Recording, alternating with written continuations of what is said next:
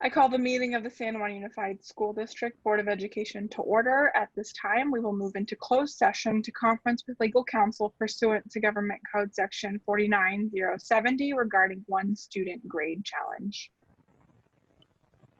Thank you, President Villescaz. The board is now in closed session. We anticipate returning to public session at approximately 6:30 p.m. Thank you.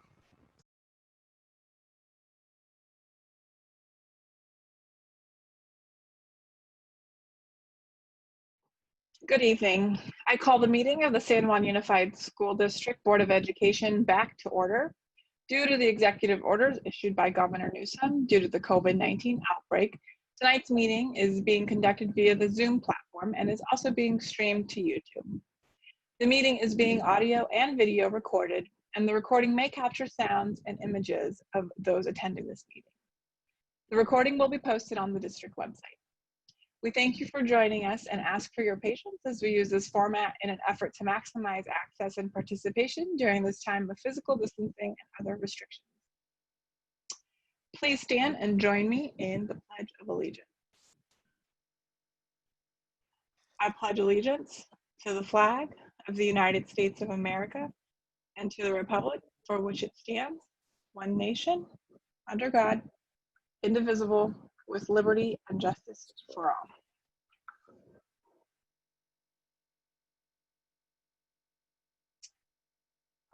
Good evening and welcome. I'm Paula Villescaz, Board President. Joining us shortly will be Dr. Michael McKibben, Board Vice President, Ms. Zima Creason, Board Clerk, and Ms. Pam Costa and Mr. Saul Hernandez, Board Members. Superintendent Kern and other staff are also in attendance. Before we begin, I'd like to review the two methods that are available to submit public comment. The first option is to submit a public comment online using the comment form located on the district website at www.sanjuan.edu/August11th. Again, that website is www.sanjuan.edu/August11th. If you wish to submit a public comment on more than one agenda item, please submit a separate form for each item on which you are commenting. Comments received by 6 p.m. today have already been shared with all board members. Comments received after 6 p.m. tonight, including those submitted during the meeting, may be read during the meeting depending on time restrictions. Comments may only be submitted on an agenda item up until that time the agenda item has been discussed.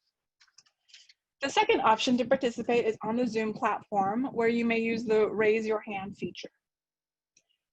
When you are called on, you may share a comment via audio during the meeting. Please note that all public comments are subject to a 2-minute limit or approximately 1,500 characters. So with that, we'll go ahead and begin, and we are at item D, approval of the minutes. We have 2 sets of minutes to approve. Are there any corrections to the minutes for June 23rd?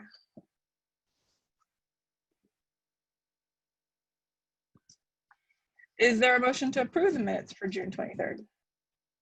So moved. Second. It's been moved by Mr. Hernandez and seconded by Ms. Creason. All those in favor, please indicate by saying aye. Aye. Aye. Aye.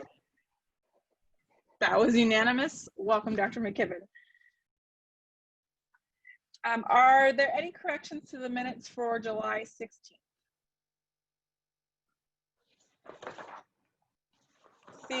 Seeing none, is there a motion to approve the minutes for July 16th? So moved. It's been moved by Dr. McKibben. I need a second. Second. It's been seconded by Ms. Creason. All those in favor, please indicate by saying aye. Aye. Aye. That was unanimous. We are now at items E1 through E4. Mr.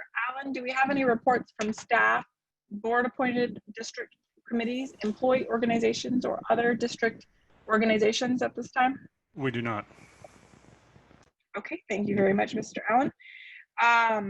We are then at item E5, and there are no closed session actions to report at this time, and we will continue in closed session after the meeting. So we are now at item F, visitor comments. Mr. Allen, will you please run through just one more time instructions to those in attendance via the Zoom on how they can raise their hand if they have comment at this time? I'd be happy to. For those who are joining us here on the Zoom tonight, if you would like to offer a public comment, we'd invite you to do so at this time by raising your hand. Public comment is for items that are not on tonight's agenda. So if you would like to offer a comment that is not on one of tonight's agenda items, now would be the time to do so. Again, you can do that by clicking the raise hand button at the bottom of your Zoom screen, or if you're dialing into tonight's meeting, it is *9 on your telephone keypad. You can also visit our website at www.sanjuan.edu/August 11th and submit a comment there as well. Mr. Allen, do we have any general visitor comments at this time? I'm going to do a quick check. I don't see anybody this moment raising their hands. We have not had any submitted at this point after 6 p.m. Okay, I'm just gonna take one quick pause here to make sure, give folks a chance to raise their hands.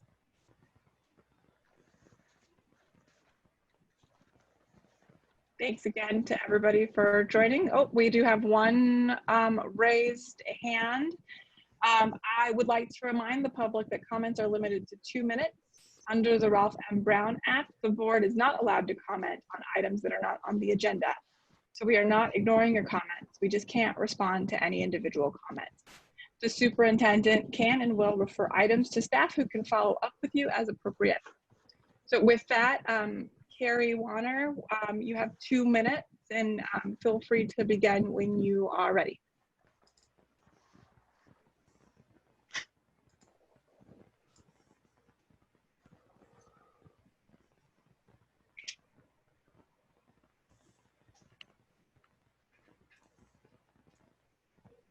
Carrie, the floor is yours when you're ready. Oh, there we go. So you're currently on mute. Okay, is it unmute? Can you hear me? There we go. Yes, we can hear you now. Okay, I tried to locate the agenda, but I couldn't. So if you guys have already discussed this, I'm sorry. But my comment is we haven't heard a lot of information about the school district applying for the waiver, not applying for the waiver, what's going on with that.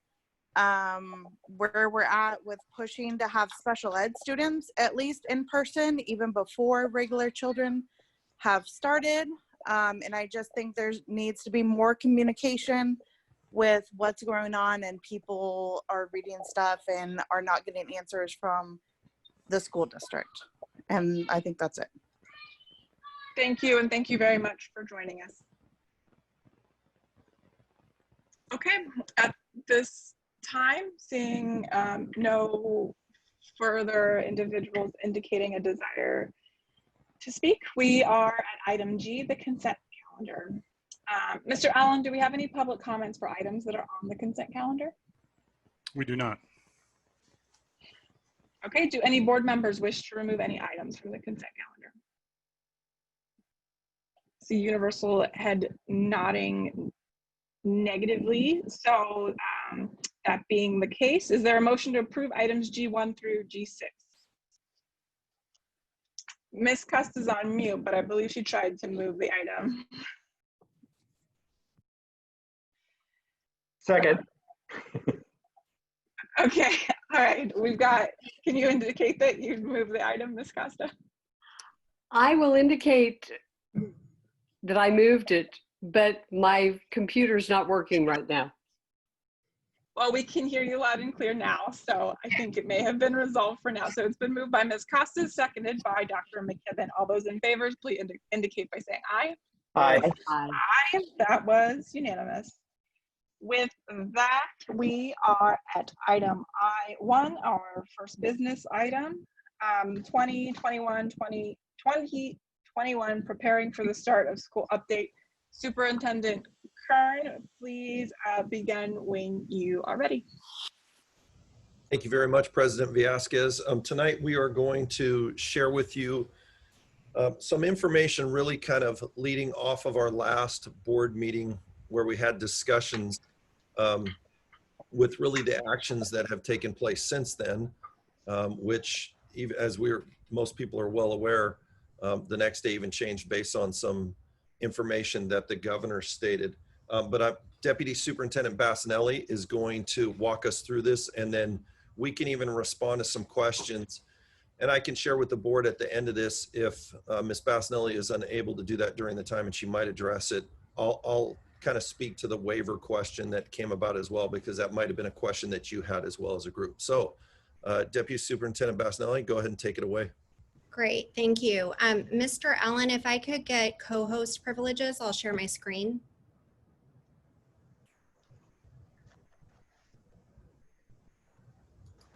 You should be clear now, Ms. Bassanelli.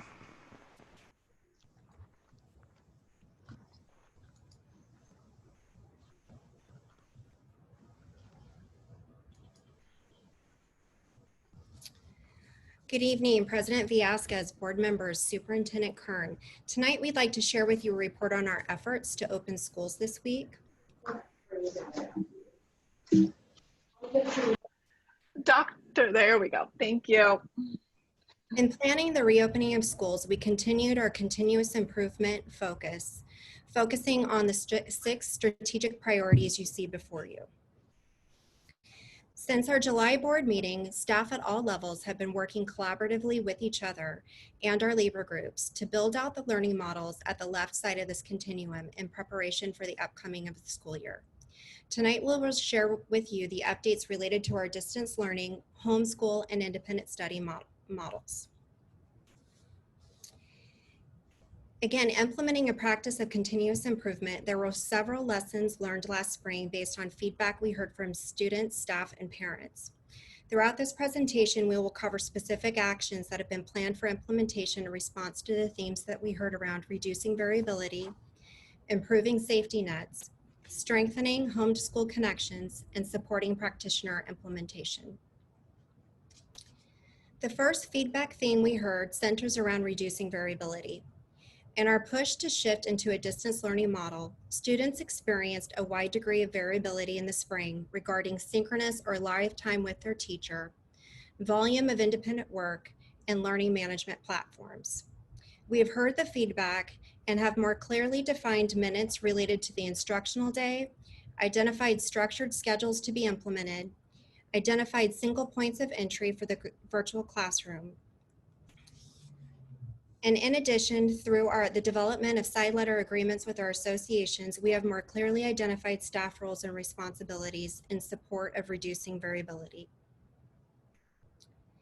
Within the elementary distance learning format, students receive daily live instruction in addition to asynchronous instruction from their classroom teacher. This differs from what was previously implemented in the spring in that each student will have daily live contact with their classroom teacher and their peers.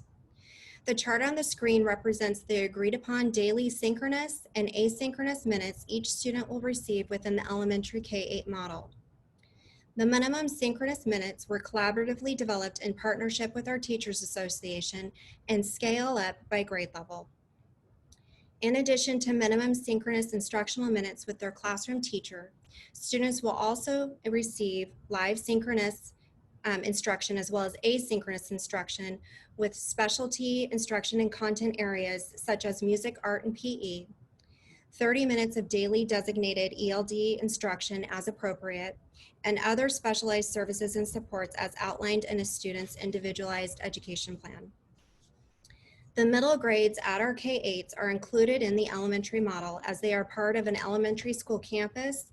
They share specialty teachers with the whole school and operate on a 6-period day. This sample represents the implementation of minimum instructional synchronous minutes for a typical 4th through 6th grade student in San Juan. You will notice that there are synchronous live interaction times allocated for core content areas, classroom meetings, which also may serve as a platform for social emotional learning, designated ELD, IEP services, and support center services. Within the secondary distance learning model, students will also receive daily live instruction following a schedule with their teachers, which differs from what secondary students experienced in the spring. Within our distance learning format, all secondary schools are on a uniform school schedule.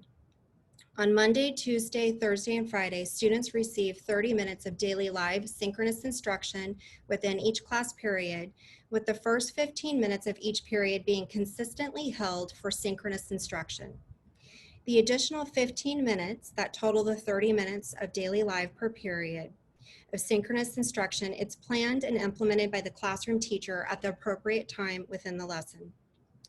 Another improved feature of the secondary distance learning model is that teachers are available for students throughout the entire class period.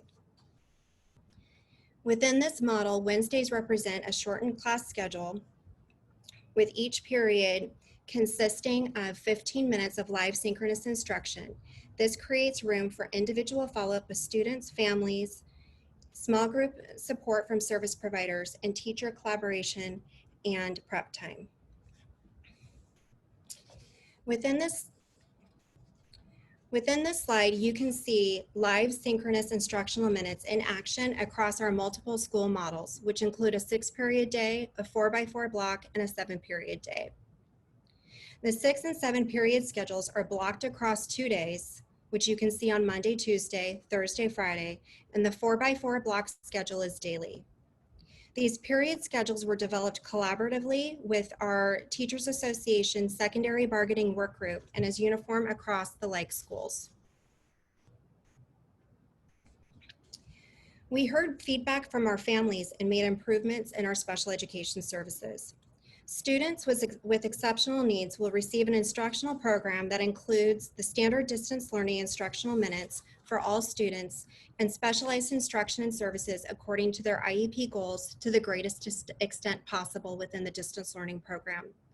While we are in a distance learning model throughout our system, IEP meetings will be virtually held in the areas you see on the slide.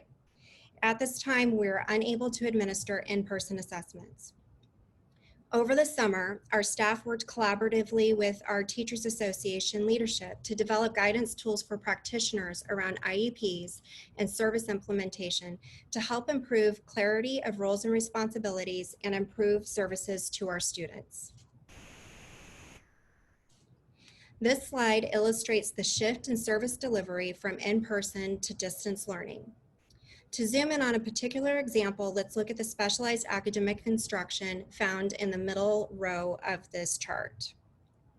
An example of service delivery in this could involve a resource teacher consulting with the classroom teacher and other support staff to coordinate the additional services that are outlined in a student's IEP goals outside of their regular synchronous instruction in their classroom. Specifically, these services, if it was identified as 30 minutes of daily specialized academic instruction, the distance learning service may include 30 minutes of daily instruction 4 days a week via small group instruction or include one-to-one sessions in a Zoom, keeping in mind that services within this model are provided to the greatest extent possible. Looking at the bottom row on this chart, another example is found in behavior intervention services. An example of this service provided for this area within the distance learning format could include instructional Zoom sessions between the behavior specialist and the student. And it could be coupled with consultation sessions with guardians or the general education teacher. Improving our safety net practices was another area we knew we needed to improve. When we welcomed school leaders back in July, the superintendent charged them with developing several work groups focusing on reimagining supports needed across several topic areas for our schools. One of these areas was to improve site-based safety net teams focused on academics, attendance, and mental health, social, emotional well-being. In addition to this charge for our site leaders, we have also re-engaged in the attendance accounting practices and follow-up. We've entered a new partnership with Solace, which I'll describe shortly, and we've continued to support our community with the Get Help link on our district's website.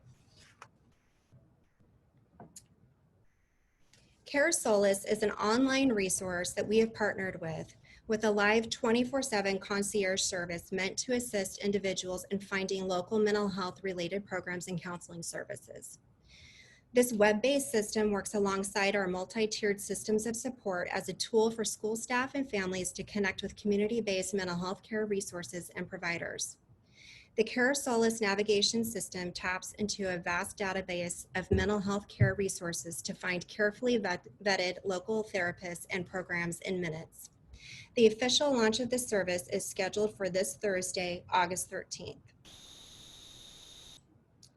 In this slide, you will see the range of services that are provided through the 24/7 Concierge care team, which is primarily focused on supporting callers with resources and referrals. The response time for supporting individuals when they call in is typically 15 minutes or less. To access Solace, a person may call the Concierge team to speak with them or submit an inquiry online at the web links listed on the screen. We have added this information to our service on our Get Help webpage, and it is also being added to our family resources in other areas. We do plan a specific outreach effort on this service once school is up and running, but I've chosen to not put it in with all the back to school communication with the fear that it may be lost among the other announcements. New to distance learning and different from the spring and improving safety nets is systemic daily attendance accounting for synchronous instruction. Each day, student attendance in live Zoom sessions will be taken. For elementary, it will be once a day, and for secondary, attendance will be taken per period. Per Senate Bill 98, student participation in online activities such as Zoom is one way to account for attendance, but there are other ways to also account for students' daily participation, such as the completion of regular assignments, completion of assessments, or contact with the student or guardian. Teachers are currently responsible for taking attendance. However, we are working on developing solutions that might automate attendance accounting in the distance learning program. In addition to daily attendance accounting, we also will be tracking student engagement through a weekly engagement record that combines information related to daily participation that I just spoke of, with also the tracking of assignments. This record-keeping system is currently in development as we await for further auditing guidance from the state. Utilizing our safety net attendance tracking system, we will also re-engage our efforts in providing a tiered system of support. Tier 1 on this pyramid, which is the lowest level of the pyramid, represents site-level support and is the initial response when attendance or engagement data is flagged. At this level, the teacher, the front office clerk, and school support staff may contact families to inquire about what is happening related to participation in distance learning and offer support. Tier 2 represents the site-level partnership with district support in reaching out to students and families and is engaged when attendance or engagement concerns persist. Within this level, staff from MTSS, the Attendance Improvement Program, Foster Youth Services, and our refugee services support schools, students, and families in identifying barriers, having collaborative conversations and partnerships to provide resources and opportunities to re-engage back in school. Tier 3 is the top tier of this pyramid is when attendance continues to be a challenge and district supports are engaged and deployed. And this may include the scheduling of chronic absentee or truancy conferences. As we focus on the theme of home to school connections, we focused on creating welcoming environments, climate and culture, childcare, after-school connections, and family support. We know from our spring experience that being able to connect in multiple formats is important to providing service to our families. We encourage families to access school staff through email and phone whenever possible, but felt that opening offices was a vital step in being able to ensure students' needs were met. Our facilities took the lead in preparing our offices to reopen with the placement of plexiglass guards, signage, and other safety measures. Our sites have staffed their offices to provide coverage during the day without bringing unnecessary staff on location. Similarly, district offices have reopened for public services with required staffing in place while others continue to work from home. As our teachers return to their workday, they are welcomed on campus and invited to teach in their classrooms from their homes depending on their needs to access materials. Shifting into Discovery Club. Discovery Club is currently open, serving students in the summer program. Tomorrow they will be taking a professional learning day, and they will continue service on Thursday throughout the school year. Each Discovery Room serves 10 students with program hours operating from 8 to 5.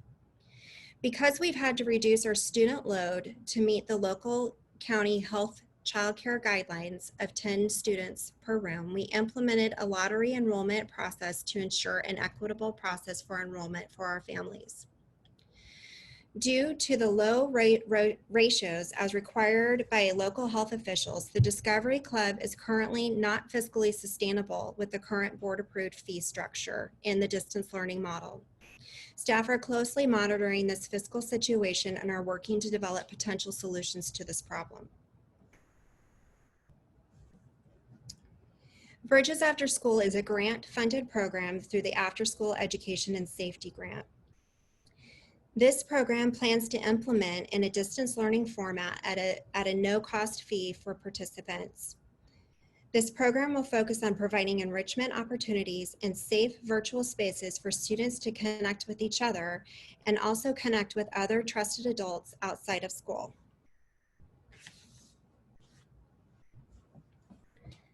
Also strengthening home-to-school connections is the provision of meal service at 44 sites. As we implement this school year, we have moved to morning distribution to provide both meals for the day. Families may come to campus following all required safety protocols, including face coverings and physical distancing, to pick up meals which must be consumed off campus. Only San Juan students can be served due to federal regulations. Parents, siblings, and others can pick up meals for students, but they must provide the student's name and ID number to be served.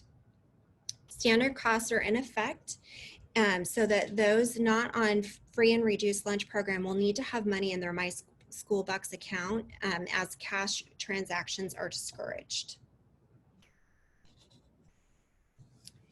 As we support our community, we recognize that each family is in a situation facing a unique set of circumstances.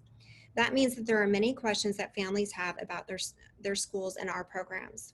While we try to provide information and answer as many of them as we can, we know that there are always more ways. That's why we will be launching Did You Know this fall, which is a series of short videos, newsletter items, and social media posts answering both high interest questions and the questions that might help raise awareness because they're not asked that often. Additionally, the FACE department has been busy working to develop and strengthen community partnerships. Even as we live and work through the restrictions of COVID-19, the interest and creativity in how we can serve our students and families continues to grow. The district is working to create new partnerships that will support parents and distance learning efforts with the International Refugee Committee, Center for Wellness and Nutrition, and the YMCA. Finally, we are reviewing ideas and thoughts shared to us by parents, staff, and community through our website, email, and in Zoom interactions. We've had many share ideas for building parent-to-parent networks of support, either via social media channels or through organized activities, as well as two-way channels of support between parents and schools. Working on our final theme around improving supports for practitioner implementation, we focused this summer on distance learning lesson development aligned to the essential standards to be used in asynchronous learning, expanding instructional technology software tools, providing accessible professional development offerings, and protecting collaboration time on Wednesdays for our practitioners. Hardware deployment was conducted primarily last week, with some follow-up happening this week.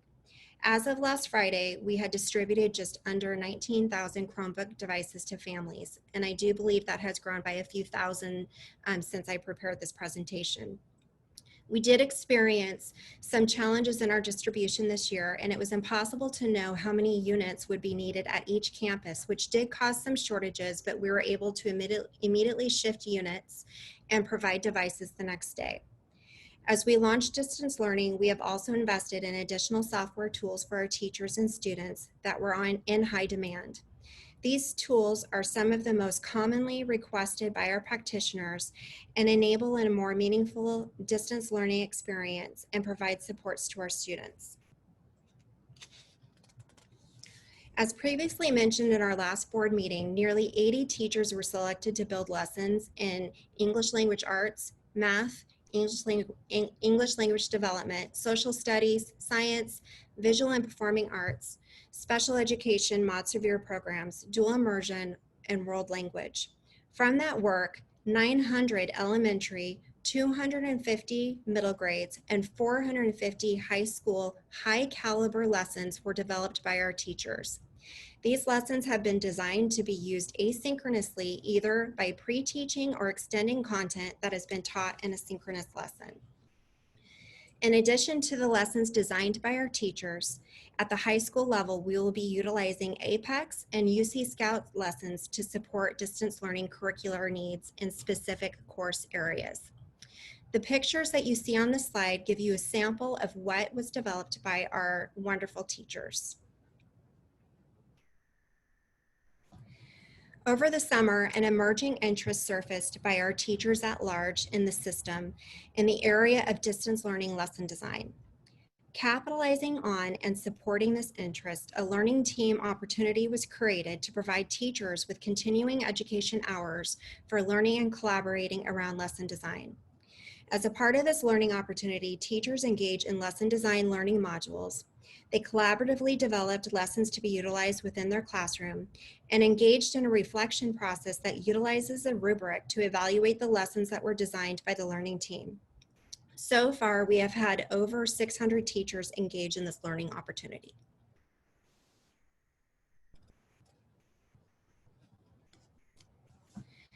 So the title of the slide is "So Much Technology, What Should We Use?" And that is really that is our distance learning model. It is high technology based. We have focused on supporting practitioners in some key areas around the technology tools. And the first one is organizing and delivering content through the Google Classroom and through Seesaw.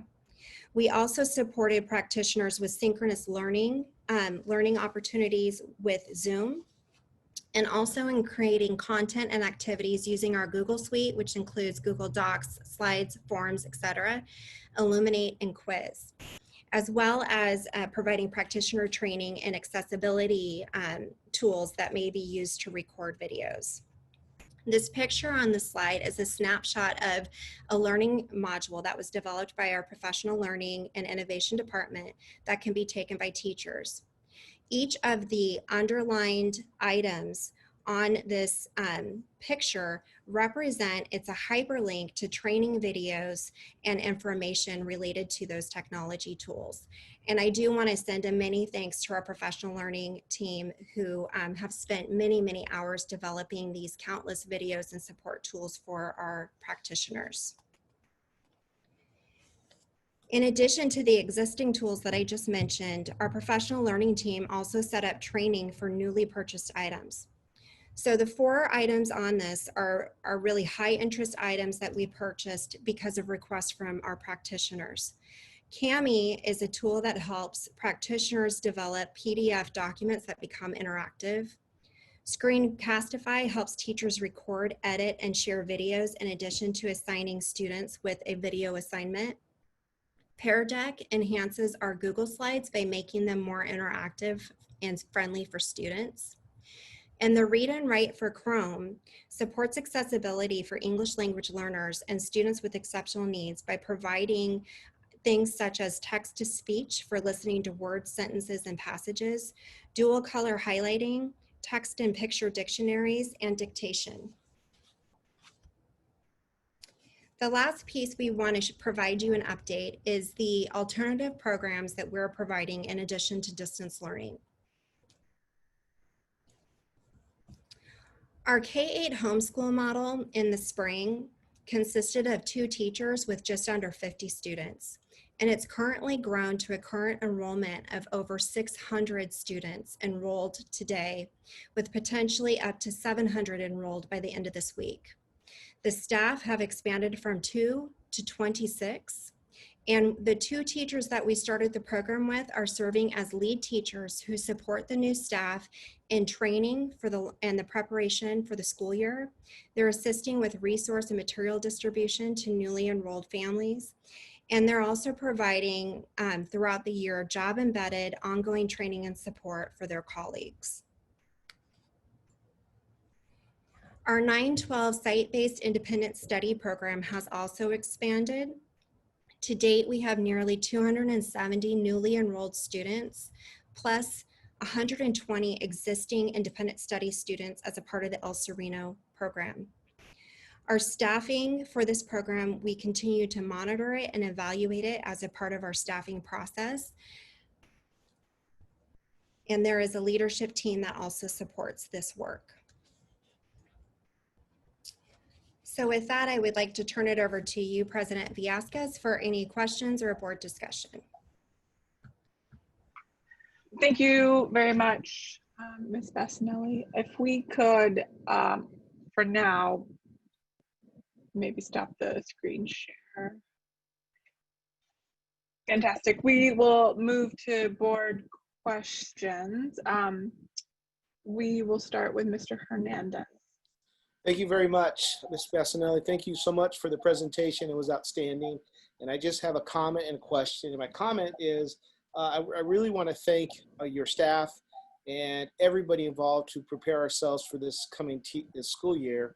And especially want to be so grateful and thankful that we listened to our parents, listened to our teachers, and they were able to adjust the lessons learned from the spring. As a result, as we continue the distance learning that we can do so with the best methods available to us to educate our kids. So thank you. I know it wasn't easy getting ready for this. And my question is, and I applaud the new CARE Solace program, and I hope that we as a board can be briefed fairly frequently how that's being used.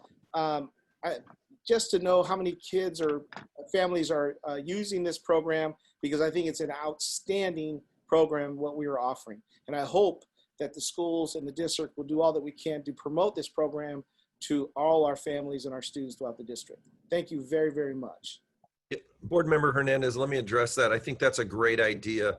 And that's something, some information that once we kind of get that moving, we could provide that information to the board. We'll probably be doing some staff updates at times because this year is different. I will share with you, I've had the experience to hear from some of the other districts that actually started implementing that last year as part of a group of superintendents that are large urbans. And it's had very, very positive feedback from those districts. So I'm really excited to see about the supports that this is going to provide for not only our students, but our community members as well, our parents and our staff. So thank you for bringing that to the attention. Thank you so much.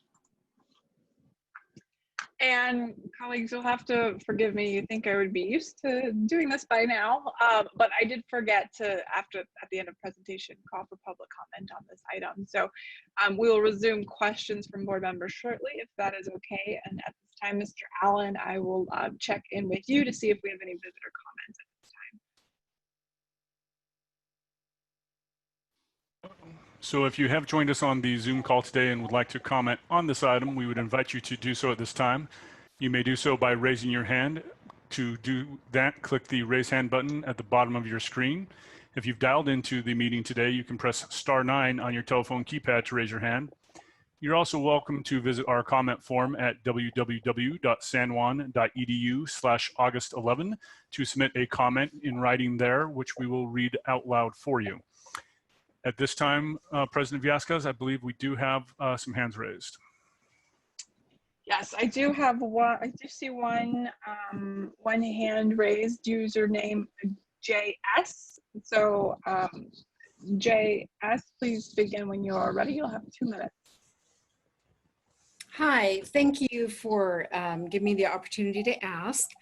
I am really unclear on how it's going to be run for the high school with 65 minutes per class, 30 of that minutes is dedicated to taking attendance, direct teaching. What is happening with the rest of it? I feel like there has been a serious lack of transparency as to what is actually going to be happening. So that's what I would like to know. What exactly is going on in the classes? Okay, thank you very much for your public comment on this item. At this time, I see no others, so we'll resume back to board comments and questions as well. Ms. Costa, please go ahead when you're ready. In addition to being very excited about the Solace program, I was also really excited by the number of lessons that were created in the lesson-based development.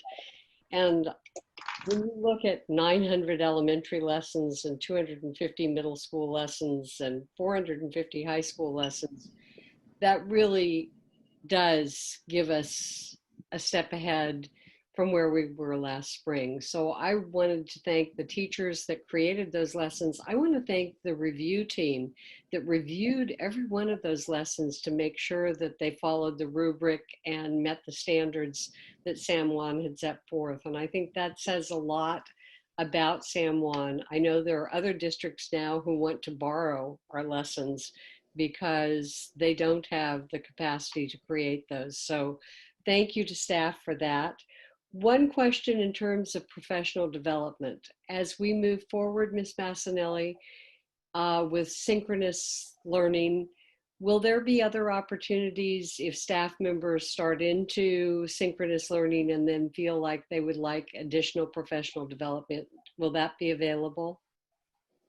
Yes, we're going to continue to build our professional development modules for our practitioners. And so those are designed to be asynchronous, but we also have help team support that can also support our practitioners, for individual needs as well. So professional learning is definitely something that we continue to build our portfolio on to provide teachers the supports that they need.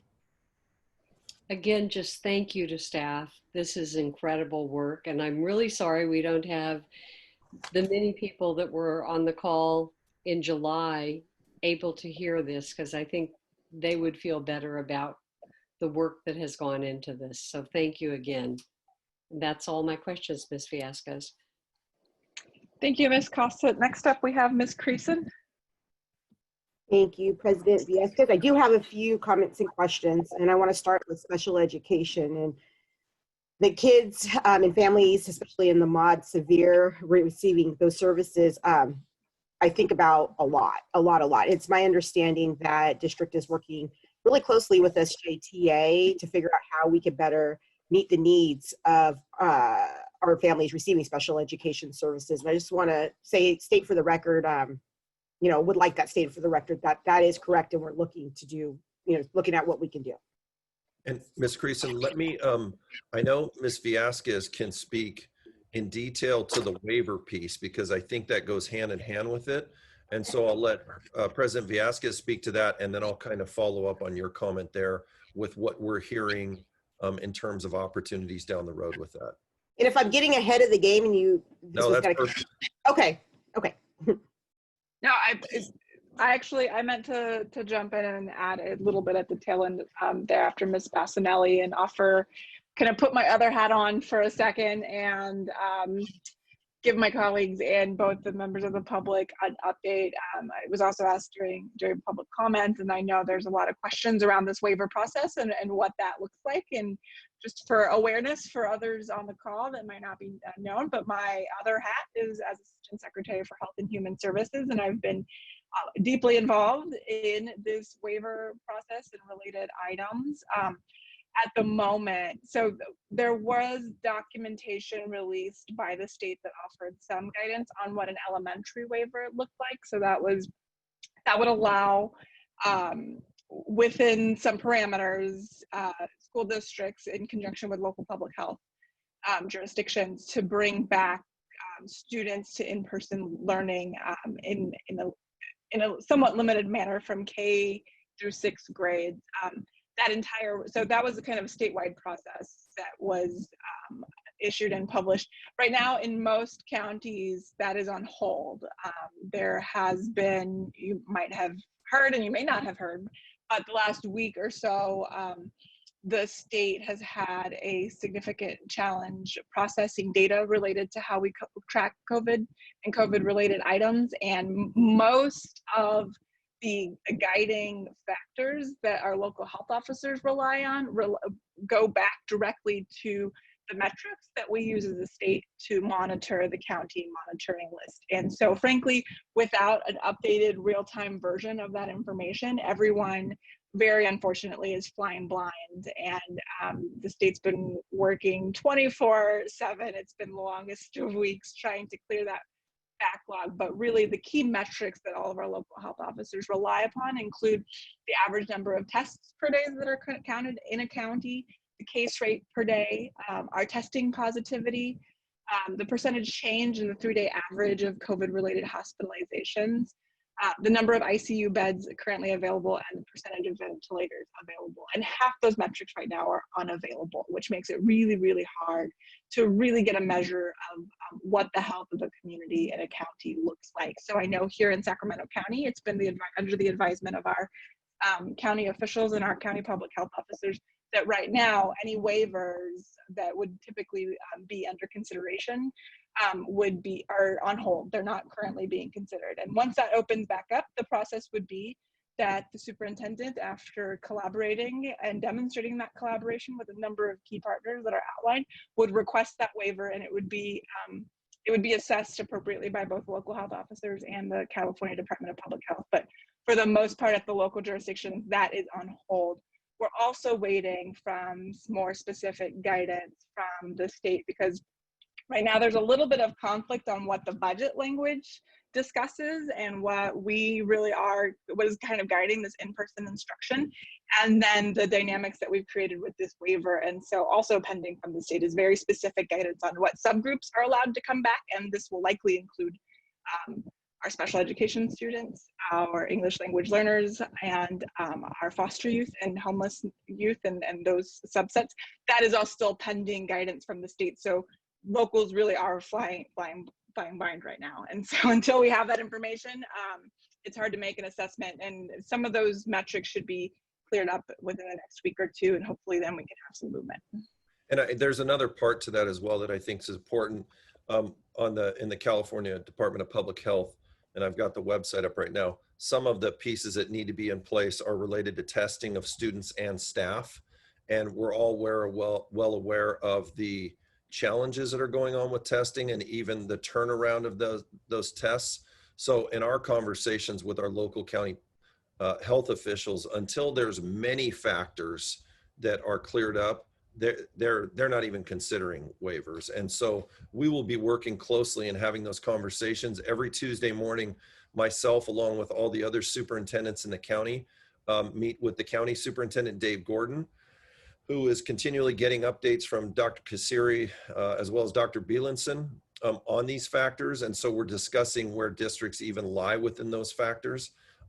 Some of the challenges that even some of those other subgroups that Mrs. Villasquez talked about is it would still be just with those students in grades K6 right now. It would not expand beyond that. Even in elementary school, that's a K8, would only be, if there were waivers to be approved anywhere in the state, it would only be through K6.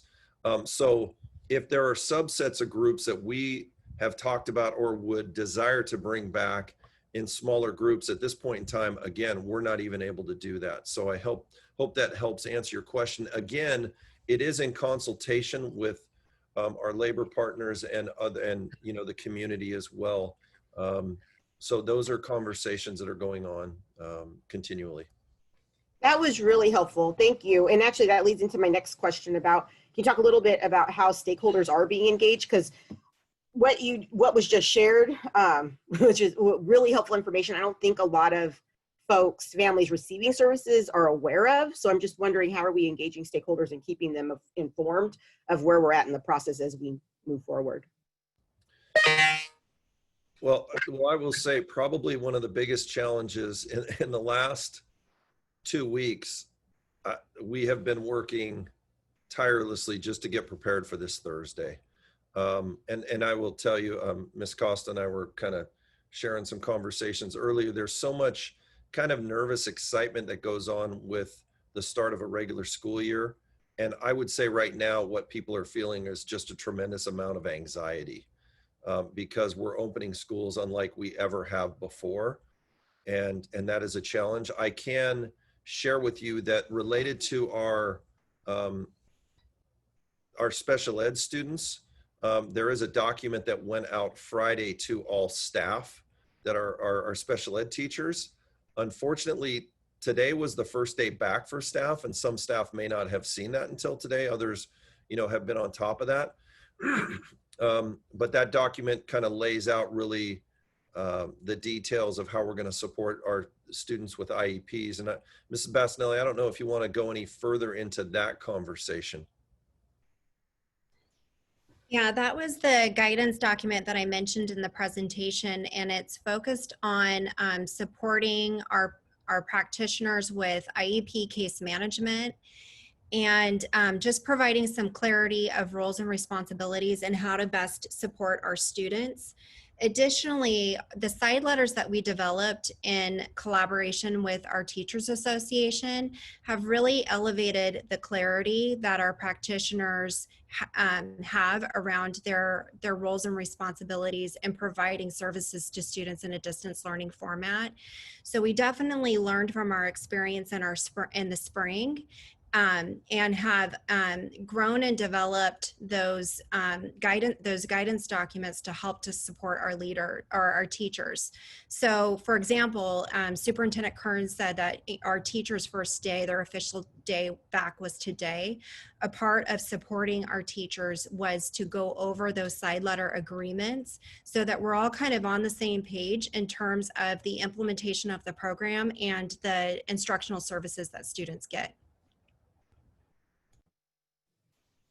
Thanks for that. And I totally hear you when you say we're just doing the best we can to get ready for Thursday. It's a whirlwind. And I just wonder, because I'm hearing a lot that, we're getting the information out to staff and teachers. I'm wondering if we can or need to do more, with bridging the families into that, because I think that there's questions. Yeah, and I think, with the waiver piece, for example, Ms. Creason, I think what we can do is it would probably really benefit the entire county if there was a consistent message going out from SCOE as to what that looks like. So I'll commit tomorrow to reaching out to Dave and his communication team on trying to develop something that we each could put out. Because one of the things that we have tried to do in Sacramento County is be very consistent together, because it's very challenging when one district does something very different as well. I can say I've got folks texting me, my team as well. And Kristen Schnepp said that the SPED families also got the information as well just recently. And so that went out to help with questions. So that's probably that just gone out today, but I'll oh, good. Okay.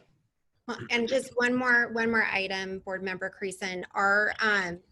Many of our schools are working tomorrow to do a large outreach to our families. So we're really focusing on setting up those welcoming environments and also distributing information as fast as we can. So there's going to be a large outreach effort tomorrow in our system from our schools out to our families. Awesome. And I don't want to minimize everything that's gone into getting where we're at. I just want to acknowledge that. I have a couple more things, so I'm going to run through them. I am also really excited about Care Solace. That sounds great. And I just hope, and I'm sorry if I missed it, I hope that we're also going to be sharing that out on social media, every channel that we have, so folks will have the information to engage if or when they need it. And then I just wonder, we have a local Department of Mental Health, we have SCOE, we have a state Department of Mental Health. And I'm just wondering if any of those entities are providing us an education system with mental health support for our students and teachers, really. It's a good question. I mean, we are getting some additional support. The county partnered with local public health to distribute or really create positions that were going out to multiple districts. And it was first announced that we were not a part of that, but we are a part at one of our schools. But I would say there's a lot more that needs to be done. Now, one of the things that we want to reiterate is we put a lot of emphasis on building relationships as well as the social emotional supports that our students and families will have.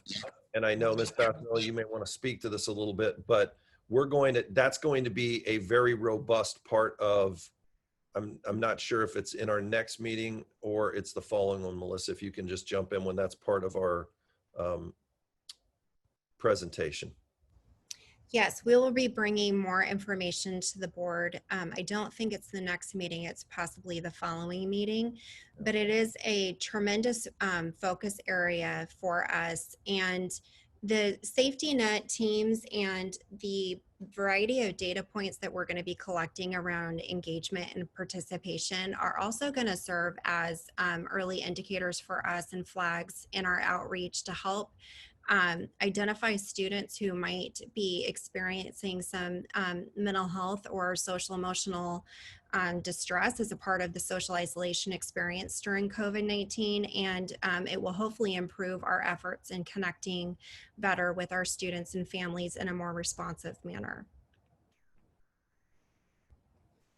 Thank you. I'm getting through it. I want to just speak a little bit about PEI, just prevention and early intervention and getting creative. And this is really maybe not, and it's more of a statement, not really for district, but just thinking about families. Ms. Margolin over at Cameron Ranch, we connected, and she has been doing weekly or maybe bi-weekly game nights with her students or with the school, where they're doing bingo, they're doing $1,000, $10,000, $1 million pyramid, the pyramid game. They're doing some really cool stuff. And so I bring this up just to say, not just the district, but I think us as a community really need to get creative about prevention and early intervention and the socialization of our kids, because this is going to be a longer haul than any of us thought. And just going back to what isn't going to happen soon. And so I thought that was just really innovative and fun. And I think that maybe that's something PTAs or PTCs can take on and take a look at over the, as we get started. What can we do to do the best bridging we can and getting folks connected, folks being our kids connected and having that interaction in some way, the best that we can. Also, it's my understanding that we do have a parent hub. Parents need to be supported to support their kids in this distance learning time. And I wonder, and I'm sorry if this has come up before, will we be promoting those resources during all the back to school activity? Yes, we're going to continue to promote the Parent Hub and then also add to it. I don't think I mentioned in the presentation, but another key focus area that the superintendent did charge our site leaders, and it was really around stakeholder engagement, particularly supporting our parents and our students and listening to their lived experience, both from the spring and then also what's happening in the fall, to be able to identify what are those areas of support that we need to deploy, and then how do we best link services and supports to our students and our families. So that's another improved and strengthened focus that we'll be leading with. And so with the Parent Hub, we can utilize those resources in connecting them with the community. It has been a discussion among our site leadership teams. So let me build off a couple of things that you said, Ms. Creason, as well. That communication, when we got feedback from families in the community in the spring, like Melissa said, we realized that most of the communication that goes out to families is directly from the school site. And so that was the charge that we put out there and they're going to give us their plan. There's got to be more of that pushed out from the site. And it was even as we talked about individuals whose roles look different, how do they reinvent themselves this year and support those folks? So that's going to be a key piece that we're going to push out. Now on the community, well, let me jump to this real quick. So your question about the mental health support, I just got a text from one of our directors. County Mental Health also drafting contract with White House to pay up to 50% of mental health therapist costs in MTSS, which could allow us to double the size of our team. So that's positive. And then I had the opportunity last Thursday, and I really need to give a shout out to our Carmichael Kiwanis and Linda Martin. I met with Linda, and Paula was on the meeting with me at the start as well. So Paula, thanks for being there. We had the Kiwanis of Carmichael, we had Project Optimism, we had Pro Youth and Families, the Aerospace Museum, Carmichael Rec and Parks, Mission Oak Rec and Parks, the Carmichael Library, and the Carmichael Chamber of Commerce. And they had identified kind of 4 key areas, which were food insecurity, childcare, the digital divide, and then education. And we called out one of the big one that we had was really the social, emotional, and relationship needs. And I had a follow-up call with Linda today about even building in almost like, she said, there are a lot of folks that could fill kind of the role of the grandparent and even do a little bit of support, tutoring, whatever that looks like. So, and in fact, the Kiwanis group tonight is packaging 160 bags of materials and supplies for students. And I know many of you have been asking questions about our food bank, which will be back up and running. We had a huge delivery, kind of the call went out, and we had a church come over today and deliver a whole slew of food that we'll be getting over there as well. So those supports are starting to build back into place. And I think really through this, that, you know, we've historically operated in a certain way. There's an opportunity for us to really reinvent ourselves and what our supports look like. You know, I know, for example, Project Optimism and Project Youth and Families, Armani has been doing kind of these gathering rooms and doing activities with students. I think we talked last time about, you know, we're going to be doing virtual clubs at schools, virtual dances, all these things to try and provide opportunities for kids in some way to still connect. That's going to be important. We're actually in the midst of getting my Superintendent Students Advisory Council together. And that's one of the things I really want to ask them. So from a student perspective, you know, because we've got these ideas rolling through our heads, but what do they want? And really let their voice be heard about the supports that they need, because their main charge these last couple of years is we've tried to identify an area has been those social emotional supports of our students. And so I'm sure that's going to be a key interest of theirs again this year.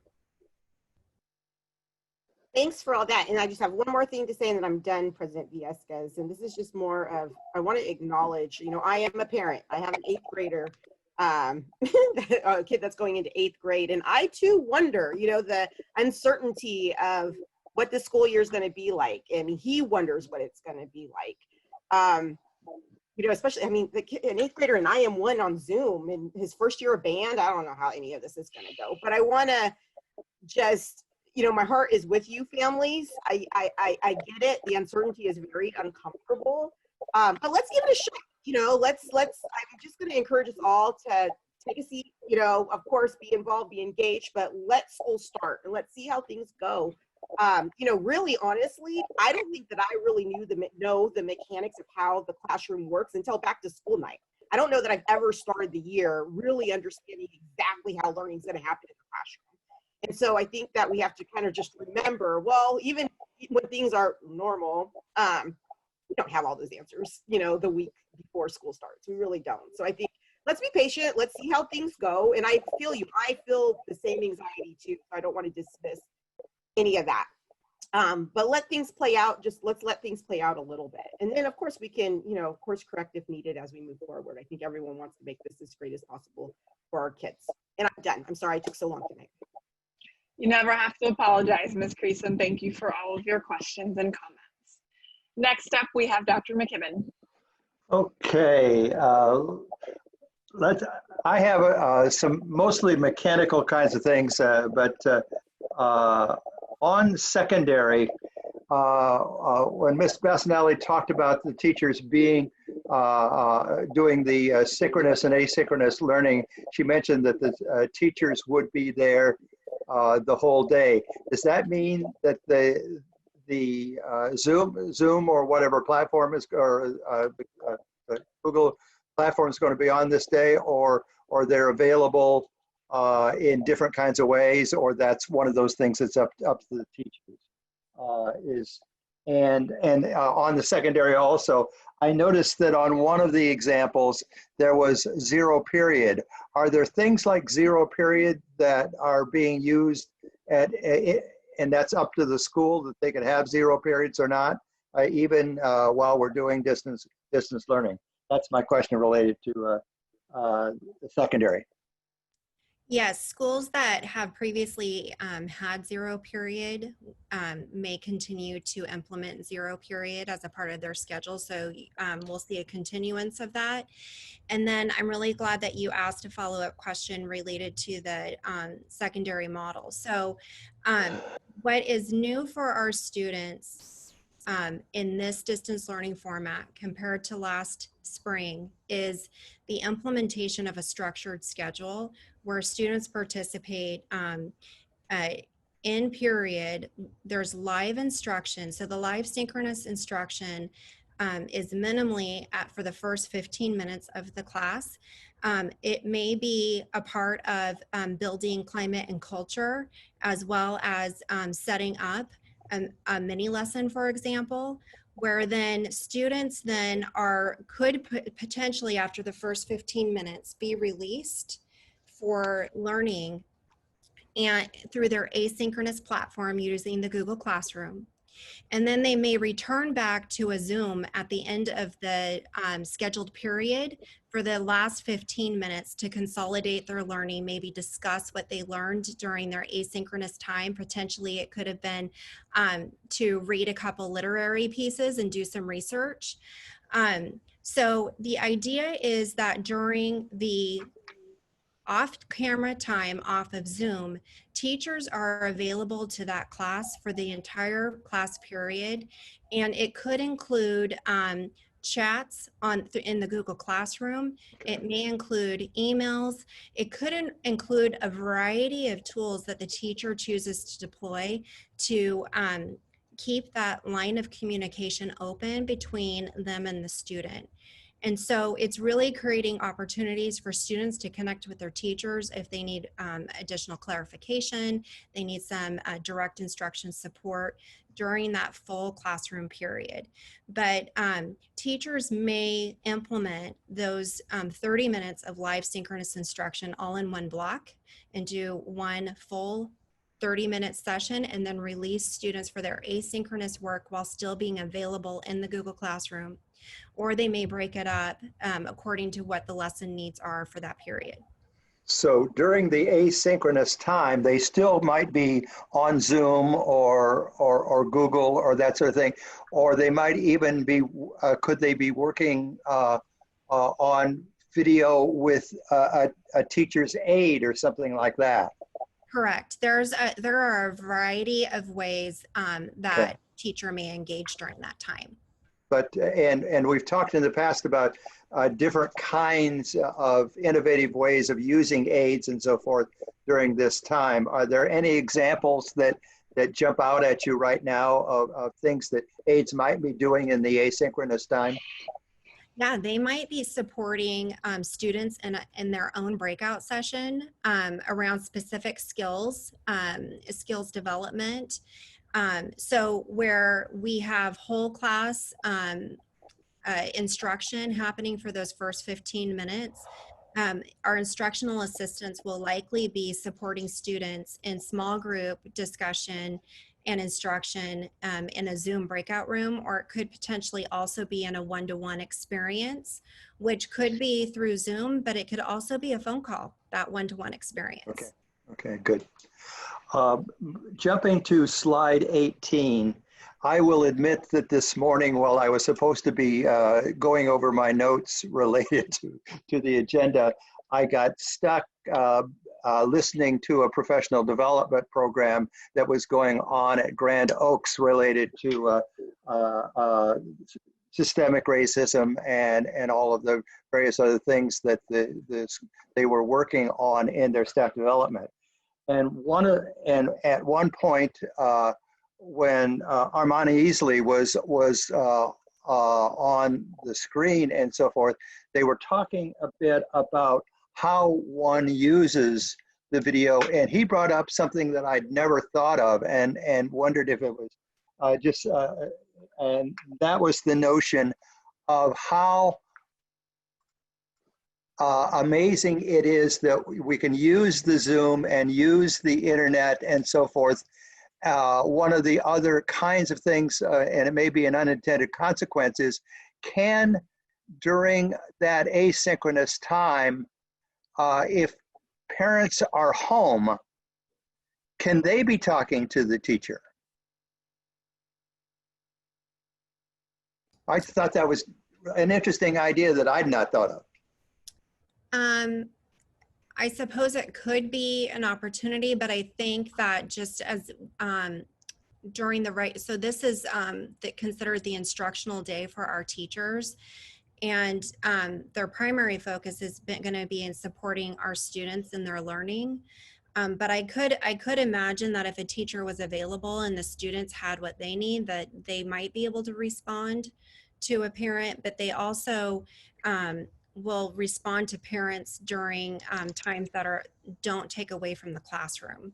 Like it could potentially be that Wednesday time or other. I was thinking about, the slide 18 is about connections with parents and so forth. And that just struck me as something that I certainly hadn't thought of, but might be one more way to take this really less than wonderful situation and make a whole different kind of connection with parents. Correct. The distance learning format definitely puts learning in homes. It creates more transparency and opportunity and connections just by virtue of schooling happening in the home. And so there could likely be more opportunity for connections between staff and parents. Okay, just a couple more quick ones. On the nutrition issue, are we still doing more than a meal or has that pretty well been abandoned because of the chaos of the other kinds of things? I'm not sure when you, I'm talking about, or when you say more than a meal. The whole notion that indeed by signing up for free and reduced lunch, that it offers a whole set of opportunities and so forth. And I was just wondering if that had gone by the wayside, and are we still signing new people up, or does it matter in this circumstance? It does matter, and we are going to continue that effort. We are trying to reshape that to how we might do that in our distance learning environment, but it is our intention to continue that practice. Okay, thank you. My last one is related to slide 26, and congratulations, but I want a clarification. Are these 600 teachers the ones that started with what Mr. Kern talked about as the 75 teachers and doing those kind of canned lessons, or is this lesson bank a whole, in addition to those canned lessons that we were talking about in the past? This is an amazing thing. I'm just so impressed with it. This is in addition. I'm glad you asked. So these 600 plus practitioners that have engaged in the lesson design learning teams, which I think is what you're asking, because it's different than the 80 teachers that worked on the lesson design that is being made available throughout our system. Okay. So we have those 80 teachers that worked on the lesson banks that are available for all teachers. And then we have an additional 600 teachers that have engaged in learning teams to develop their own distance learning lessons. Now, as a part of their reflection process, when they go through the rubric to really kind of measure where their lesson or their lessons sit against the design rubric, we also ask them if they feel like it meets the caliber that's called out in the rubric, would they like us to add it to the lesson bank that was developed over the summer? So there is a mechanism to continue to add to those lessons. There are so many things, the mental health piece, this lesson bank piece, the new technology, none of which I understand, and that sort of thing. What we're truly taking a thing that none of us would have chosen to do and doing some really, really remarkable things that is going to set us apart. I really believe that. Thank you very much. Thank you, Dr. McKibben, and thank you, staff, for the presentation as well. I do have a couple of questions that were not covered by my colleagues, but I'll call out a couple of them that I think were similar, just so that you know that there are also that there are an interest in a number of us, and not just a few of us. But I know we're still we've still got a lot to figure out, particularly with special education, and I'm wondering, in particular, if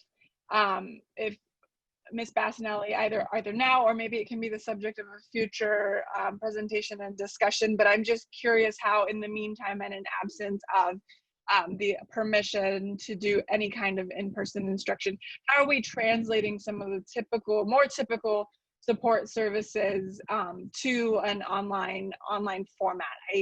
I know it's happening. I just think a little bit more concrete examples and a way to visualize it that really might not come until after school has started. I think it would be helpful though. And so I'll invite you to respond now, or we can maybe have another discussion and follow up on it later. Yes, we tried to provide some examples on slide 11 that shows the transition of services from in-person into the distance learning format. So we provided an example for speech and the specialized academic instruction and the behavior intervention. The guidelines that were collaboratively developed, the superintendent mentioned that were distributed to staff on Friday. Inside of those guidelines, they also elaborate on even more examples than what I provided in this presentation. And so we can make sure that the board has that information for review. And we might also be able to provide additional information in the form of a board communication if that is so desired. I appreciate the emphasis on that. We are, I think, collectively in receipt of that. And I think, you know, we're gonna see it once school starts, right? We're gonna see how it goes into play, et cetera. But I do wonder if maybe as we get the school year started, as we can kind of continue to monitor and keep an eye on best practices and then really lift those up, maybe that's a way to move forward, because I think it's like everything. We are, as much as we don't like it, we're learning as we go. And so if there's instead an opportunity to kind of keep an eye and deliberately create spaces for our practitioners to share best practices and moving forward, you know, what's working well, what's not working well, I think that would be super, super helpful moving forward. And President Villescaz, I think we have some presentations that are coming up in the next month to month and a half, where we can embed some of that within those, because it really goes along with information that we need to share. And that, like you said, once we're kind of in this work, we'll have more information to share. Great, I look forward to that discussion and kind of further going into that. I do have a question. You know, I know we're focused a lot on the mechanics, and I think we're all eager to figure out what day one looks like, and our resident current parent will be able to report back for sure, but I'm sure we'll all hear about how it goes. And I'm optimistic. I continue to be optimistic, but on the logistics piece, one thing I've been hearing a little bit on is kind of the mechanics of our wait list. And I'm wondering if someone can speak to how that's being worked through for our families and what kind of notification they're receiving or may continue to receive. So maybe it's less of a surprise if we're going to continue working through the wait list after the first day of school, which I believe is certainly might be the intent. So I just want to kind of have a public discussion about potential changes that might be coming. Sure, I can address that. So one of the things that we need to do is if families have chosen, for example, the homeschool, okay, I believe we have 40 families from one particular Orangevale Open, okay, that have chosen to go to the homeschool program. If all of a sudden we said, oh, we now have 40 slots available at Orangevale Open for people on the waiting list, and we moved all those people, and then X amount of weeks or months from now, we decide to go back to a seat-based program, there's no place for those kids to go from homeschool to back to their program. So what we are doing, and we have a staffing meeting at least once a week. We had one Thursday. We have another one, I believe, tomorrow or the day after. We have said once the school year starts, we will know. So let's take school X, and there's 52 slots for kindergartners at that school, and there's a waiting list. Well, we may find out that when the year starts, some of those kids that were actually enrolled in the program, if they're in the homeschool program, we're going to save their spot because they're still in the district. And if we transition back, they've got to come back. But if they're no longer enrolled in our district, then their seats are available for us to move people off the waiting list. So if there are 4 students at this school, and again, if we said it was Orangevale Open, then now all of a sudden there have been spots that are freed up at that school. So once we know and we really see what's happened with the enrollment when the year starts, we'll be able to potentially move off of the wait list. But again, that movement is usually pretty slow once the year starts. Anyways, there's not a tremendous amount of movement.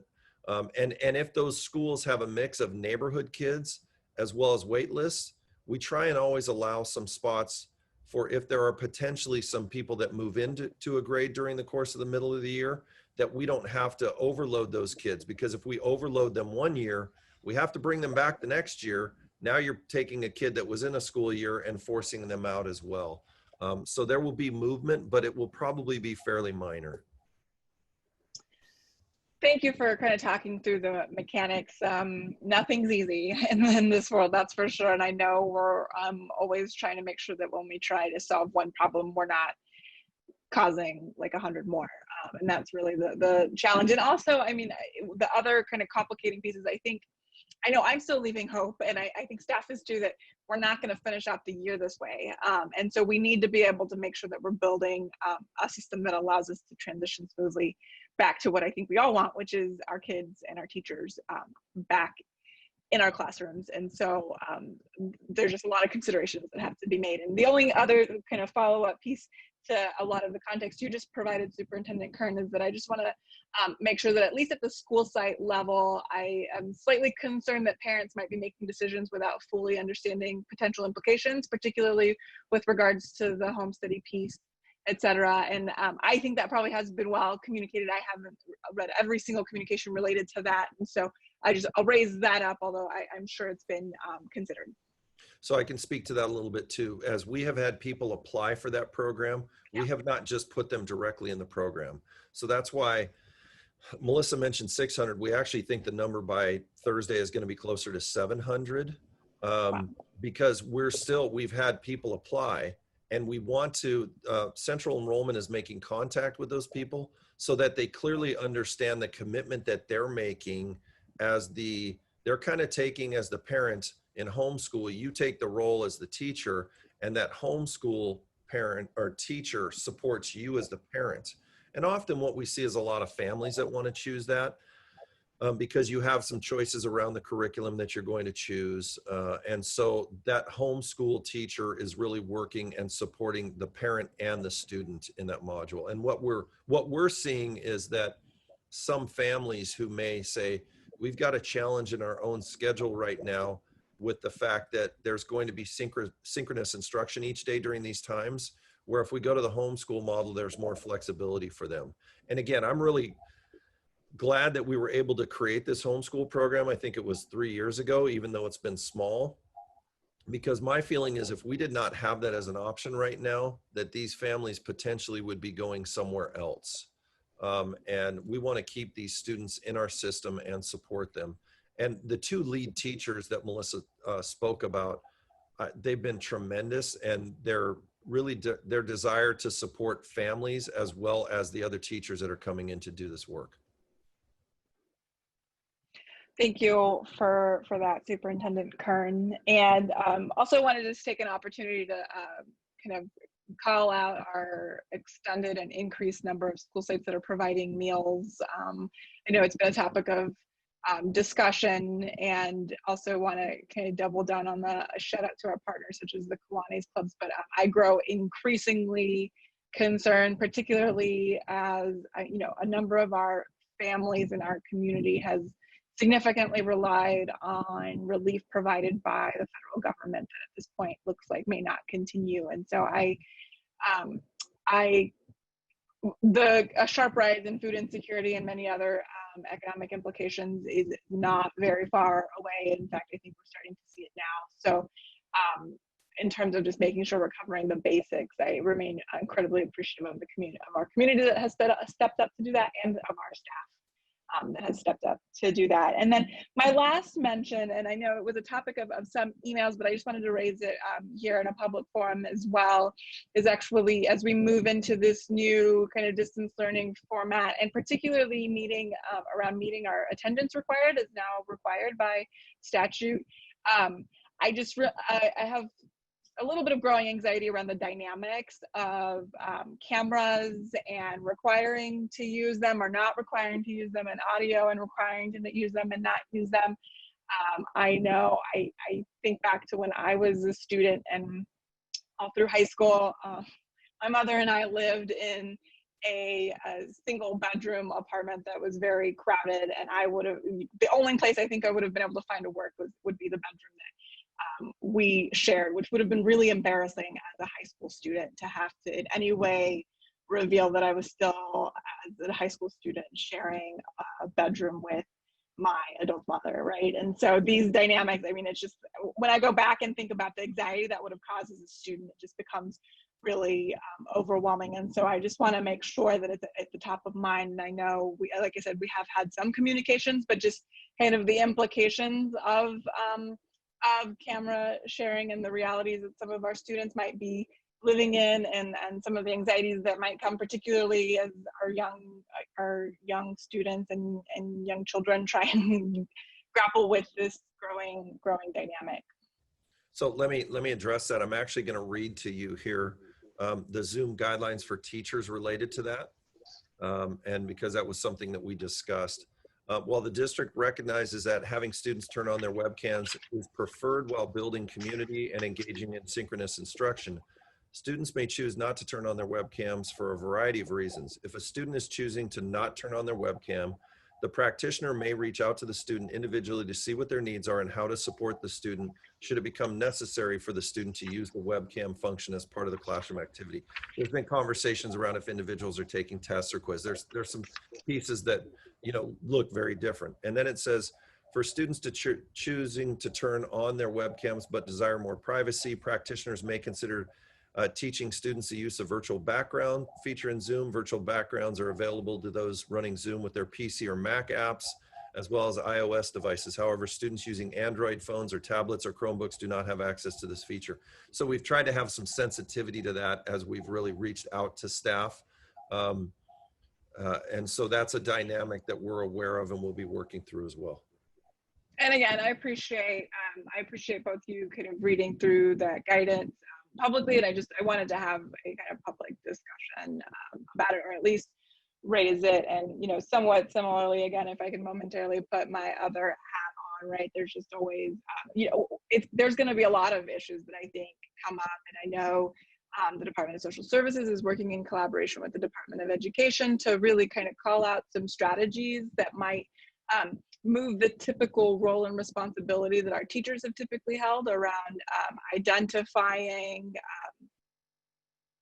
as mandated reporters items like neglect and abuse, and what that looks like instead in a online format. And so just want to share that hopefully sometime soon the state will be coming out with some of those tools, but it's all of these you know, dynamics that we're thinking of how to transition to online. And again, we just always need to be aware, and I know we are always planning and aware of unintended circumstances that can just be hard to navigate sometimes. So a lot of moving parts, a lot of thoughts and consideration that need to go into each individual piece, and I appreciate our team that has done that every step of the way so far.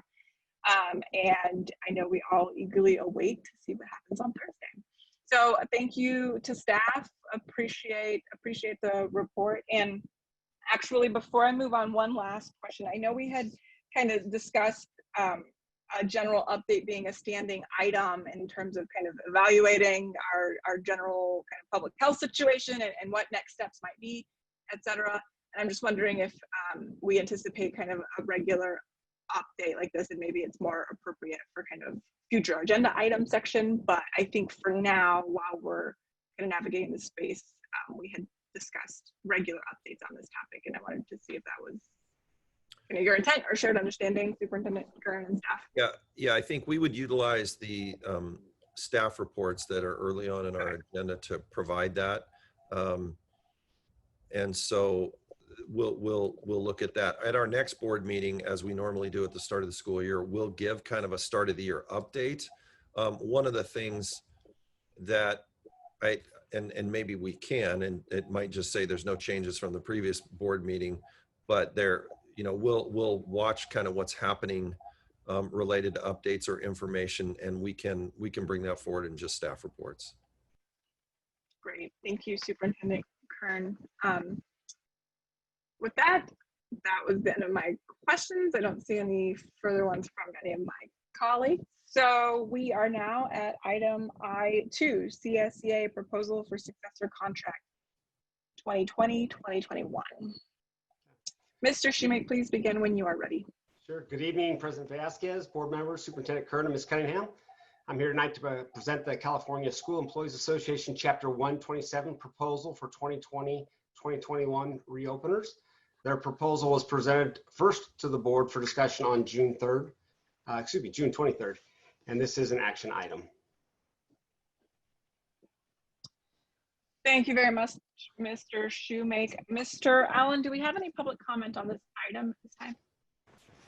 We have not received any public comment through our comment form. If there's anybody on the Zoom meeting with us who would like to offer a public comment on this item, we would invite you to do so by raising your hand at this time. You can do that by clicking the raise hand button at the bottom of your screen, or if you've dialed into the meeting tonight, you can press *2 on or *9 on your telephone keypad. And it looks like we do have Tanel Stewart, and I believe JS has had their hand up, so I'm not sure if that's for this item or perhaps still up from a previous item. Trent, we may want to clarify that when we do an item and we have public comment, it's kind of not a back and forth. So if people had other comments on the previous item, we have visitor comment again at the end of the meeting, but any comment prior to that needs to be on the specific item. So if you do have your hand raised, it needs to be on the CSEA piece. Otherwise, there is general visitor comment at the end of the meeting again. Thank you, Superintendent Kern. And I was also going to reiterate that as well. So item L is visitor comments, again, towards the end of our agenda item. And so at the moment, we'll take public comments on item I2, CSEA Proposal for Successor Contract. Tanel Stewart, I see your hand raised. Is this with regards to item I2? Yes, it is. Okay, fantastic. Please begin. Could you give further clarification as to what that is? Because I know you guys lay out this huge agenda online, but then you don't really reference what page number we're on, or sure. So you I'm just at say business sort item, of brief words and don't really tell us what the heck it is. So item I2, CSEA Proposal for Successor Contract. So this is our contract with our employee group. I understand that. What is the successor part? It's a continuation of the previous year's contract. So it's called successor. It's really just a technical term, but it's a contract that will be applied for this school year. Okay, so what changes to that contract took place in regards to COVID and accountability for teachers? Because last year's accountability in the emergency period was unacceptable, and the ability for accountability to happen to teachers that didn't do their job and follow through was not okay.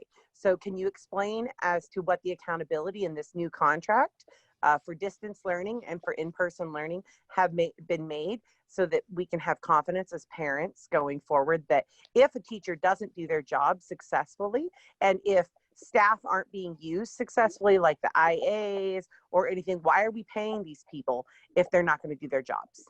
So can you explain how this contract is going to actually address that? Thank you very much, Ms. Stewart. I will take that as your public comment for this item.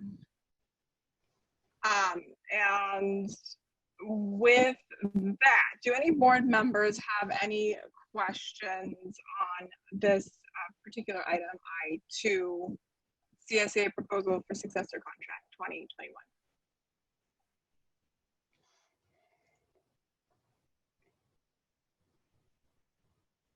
Okay, seeing none, I will I will just ask Mr. Shoemaker, I think this is our kind of traditional contract. Will you just repeat a little bit of your introduction on kind of what the contract governs and just offer a little bit more detail, please? Sure. Every labor group annually is able to open up items to bargain for the following year. This item here are the items that CSEA is opening for the upcoming year to bargain.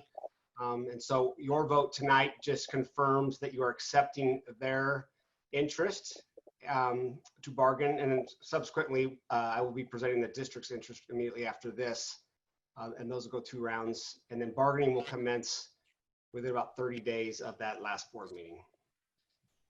And again, I think I would reiterate our CSEA is our classified employee group. And it pertains only to our classified employees. So not all of our employee groups. Correct. And I was just gonna say, maybe folks don't know what that means. So can we explain what classified versus not? Sure. Our classified are typically our M&O staff, maintenance and operations, custodial, folks that work at plants, our clerical, our instructional assistants, really support Services. staff for the school sites. The heart of the district. Thank you. Sure. Okay, do any board members have any further questions or comments at this time?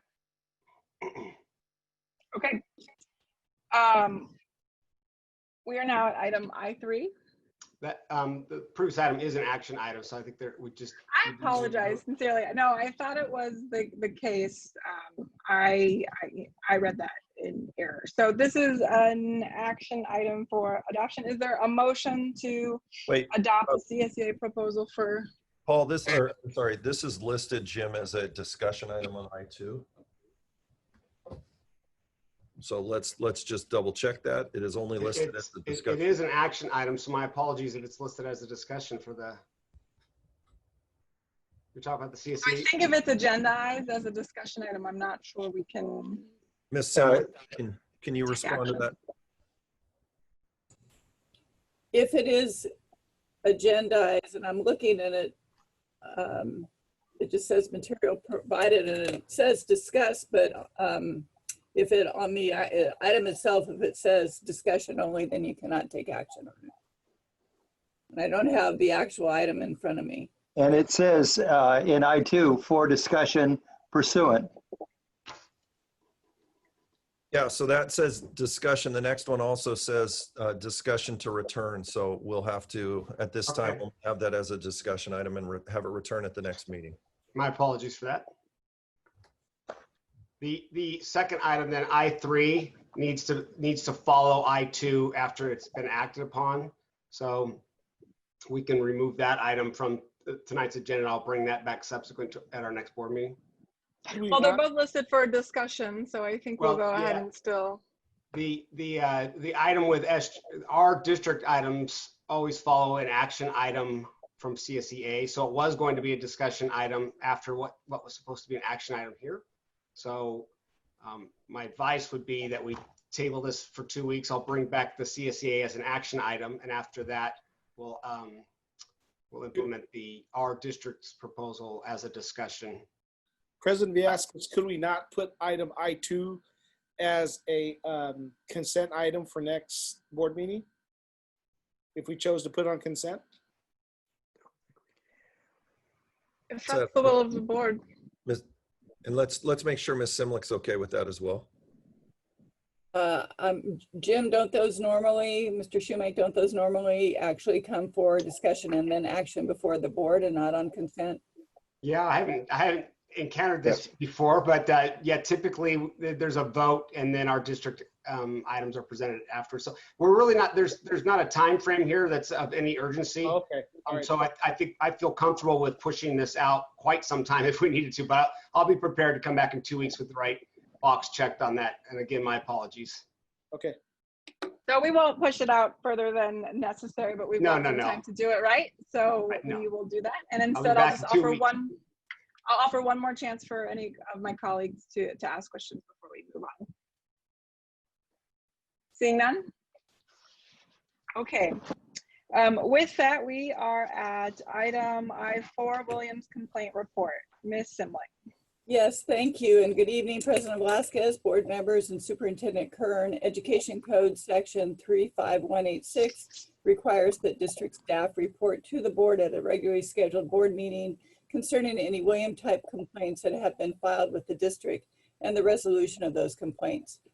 During the period from April through June 2020, the district did receive one Williams complaint concerning sufficiency of textbooks at an elementary school during the school closure period in the spring.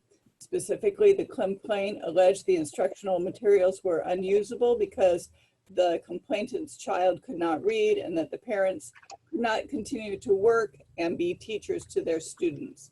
It was determined that the complaint did not concern standards aligned textbooks or access to instructional materials, as under the Williams Act, and a written response was provided to the complainant. Thank you. Thank you, Ms. Simlick. Mr. Allen, do we have any visitor comments on this item? We have not had any visitor comments submitted on this item. If there's anybody on the Zoom call who would like to make a comment regarding this specific item, we'd invite you to raise your hand at this time. To do so, click the raise hand button at the bottom of your screen, or if you've dialed into the call today, press *9 on your telephone keypad.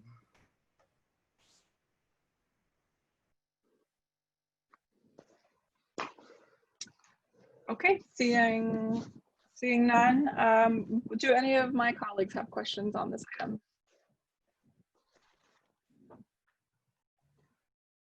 Seeing none, I've seen at least 2 head nods now. That's 3. Dr. McKibben, I just want to make sure you have an opportunity. I'm good. Okay.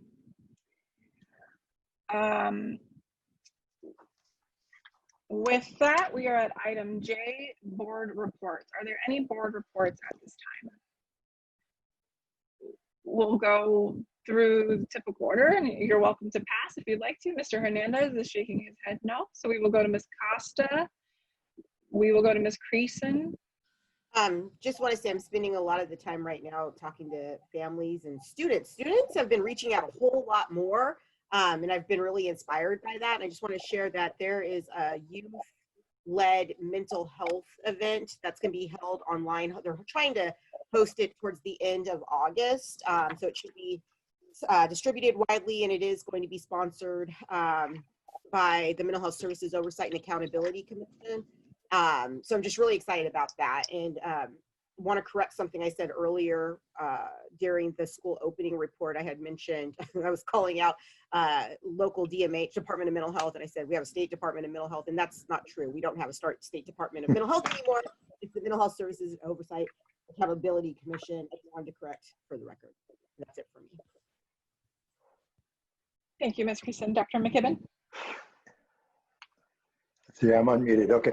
I did mention earlier that I went through a professional development by accident this morning over the shoulder of my wife as she was looking at the whole process. And I was very impressed with what the folks were doing on that, and how the schools were taking issues related to equity and so forth very seriously. On a sadder note, that I wanted to report that 2 absolutely significant people in the San Juan family died over the last month or so. One was Mary Maston. Mary was 92 years old, was a reading specialist in the district for, I believe, 22 years, and worked at a number of schools, and died very peacefully. And that's the thing. The second person similarly was another person whose impact on the district was phenomenal, and that was Jane Wise. Among other things, Jane was the principal at Casa Roble and was a teacher of English for many, many years, besides being a fellow Rotarian with me and so forth, and trying to get an Orangeville library for years and years and years. But both of them will be extremely missed. And were really significant parts of our district. Thank you, Dr. McKibben, for acknowledging both of those individuals. I really appreciate it, and our hearts are with their families. it's been, we're still trying to keep as regular of a kickoff schedule as we can. So I was able to join Superintendent Karen and members of the staff for our usual typical smooth start welcome. Hope we didn't overcommit with the title this year, but I know we're trying to make it as smooth as possible. So this is a typical welcome to our new staff who special shout out, right? This is a group of folks who this is their first year of teaching, some, they're new to the district, but I can't imagine, this is a really hard profession to be in during a pandemic. And then you just add it with the difficulties of starting a new job and going into a new profession all at the same time. It's a lot. So was happy to be able to be a part of welcoming them to the San Juan family. Also got to briefly join Superintendent Kern at the Superintendent's Parent Advisory Committee, our first one of the year. Lots of questions similar to kind of what we're getting tonight. And I fully anticipate that the questions will continue. And I know we will all continue to be in receipt of and continue to invite emails to our board address or the other mechanisms on how the New Year's going. We're all in this together, that's for sure. Also joined Superintendent Kern for the California Association of Suburban School Districts meeting. Again, another collection, discussions, just going over the uncertainties of both the budget, the last minute rush of kind of legislation that might be coming out of the legislature and what those impacts are. And of course, a lot of continued interest in kind of the statewide directives with regards to waivers and subgroup in-person, et cetera. So a lot of continued questions, a lot of people transitioning how they do business, and everyone's just trying to make it work. So that's the end of my board report. At this time, we'll move to agenda item K, future agenda items. Do any board members wish to add any items to the future agenda at this time? I see universal head nods indicating no. So with that, we are at item L, visitor comments. Before I ask if there are, actually, Mr. Allen, are there any visitor comments at this time? We do have one written comment that has been submitted, and we do have one hand that has been raised so far. And we would invite anybody else who has joined us via the Zoom call that would like to offer a comment on an item that has not been on tonight's agenda to raise their hand at this time by pressing the raise hand button at the bottom of your screen, or if you have dialed in *9 on your telephone keypad. I'll just repeat one more time that I'd like to remind the members of the public that comments at this time are limited to 2 minutes pursuant to the Ralph M. Brown Act. And again, the board is not allowed to comment on items that are not on the agenda, so we are not ignoring your comments. We just can't respond to any individual comments. The superintendent can and will refer items to staff who can follow up with you as appropriate. So with that, I will invite JS again for 2 minutes when you're ready. Hi. Okay, I'm going to talk really fast since I have 2 minutes. First, thank you for addressing the privacy issues. I am a virtual teacher and privacy issues are huge. So thank you for addressing that and keeping that in mind. Thank you for addressing the class minutes and how they will be spent. That has not been transparent at all until tonight, so I appreciate your time on that. SPED needs to reach out to the parents. It has been crickets out here from the SPED department. I don't even know who my kid's case manager is yet. So I will not only follow up on that, but I expect you board members to follow up on that and support our special needs kids. Please continue to be transparent. We need transparency as parents. We are really, really frustrated with you guys out here. We are really, really frustrated with the whole system right now. Please smooth the way by being as transparent as possible. Please also give dollar amounts for all these programs that you're adding. You guys leave out dollar amounts all the time in your board meetings. And last, I worked with both Mary and Jane, and I am very sad to hear that both of them have passed on. So they were wonderful ladies. Thank you for sharing that with me and with everyone who's listening. And that is all I have to say tonight. Thank you very much. Thank you for joining us. Next up, we have Stephanie Colbert, or Colbert, I apologize. And I will just say she's followed by Meredith Conan. So Stephanie, please begin when you're ready. Can you hear me? Yes. Okay.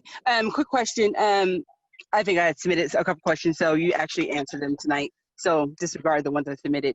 But a quick question that I did have regarding the health and screening, how we're just going around the metrics. Have the district ever thought about hiring, like when we do open, hiring additional medical staff on doing like temperature checks when kids are at school, not just having an RN and putting all that pressure and everything on just the nurse, like LVNs, MAs, CNAs that are qualified to just do screen checks, like vitals for staff and students. So it can kind of ease the pressure when we do open up, or have a health event and to do like with contract with to do testing at one of the school sites. So when we get closer to open up, to test staff and students. And so we know that we can open up soon. Because that's what I think one of the things a lot of the kids are in sports that are or doing conditioning or anything else, and now they have to stop. They are really questioning, like, can we go back to working out and exercising? And so I guess it's the main thing of just testing and people following the rules in our community area. And so I just wanted to implement on what has the district thought about on just reaching out and just doing a health event on testing and hiring extra medical staff and the sports with students we're running now. Just working out under the guidelines. That's it. Thank you very much, Stephanie. Next, we have Meredith Conan, followed by Tennille Stewart. Meredith, please begin when you're ready. Good evening. I wanted to ask about the 15-minute increments for students who cannot be on the Zoom meetings that first 15 minutes for whatever reason. Who do we ask about recording those 15-minute, that first 15 minutes and then the later 15 minutes? How do we get those? What do we do to ask about getting that recorded, posted on the Google Classroom for that day? Are they automatically going to be doing that? What's the status of all of that? How do we do that? I don't know if that needs to be put out on the district website, or we need to ask the school, the principals at the schools. Letting us know about that would be really helpful. And then just some simple advice, help. These kids don't know how to write emails, and it would be helpful if some teacher, maybe their first period teacher, maybe their English teachers, especially for junior high and high school, they don't know how to write an email respectfully. You start out with hello, you don't, you know what I mean? Us as adults, we know how you would respectfully ask a question, write an email. I don't think the kids have ever been taught that. I know in the past, last spring, I was teaching my kids how to do that because they've never had to write an email. So I think that would be something that would be really good for the kids to learn.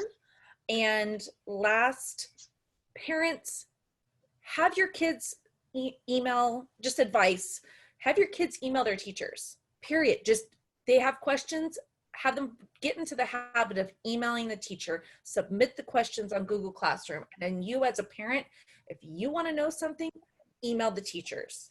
At the junior high and high school level, my personal experience with junior high, you email a teacher, they get back to you as soon as they can. Sometimes it's not immediate because they're teaching. And Meredith, you have hit your 2 minutes, so we're going to have to ask you to wrap up your comment, please. Okay. Email the teachers. They do get back to you. Period. I'm done. Thank you. Thank you very much, Meredith, for joining us. Next up, we have Tennille Stewart, followed by Ayaf Zuckerman, and I apologize in advance if I mispronounced your name. I invite you to correct me We will start with Tennille Stewart. Please begin your 2 minutes when you're ready, Tennille. Hello, thank you, board, for hearing my comment. You have already responded to me this week, but I will also reiterate that as a parent that has a special needs student, the communication has continued to be terrible. And as of yet, I haven't gotten any confident information from the school site or from the special education department, other than being referred back to the previous board information that was presented last month. And that is completely incomplete information and not anything specific to now being instituted. So that continues to be a concern and it needs to be rectified. Additionally, we need to go back to in-person learning.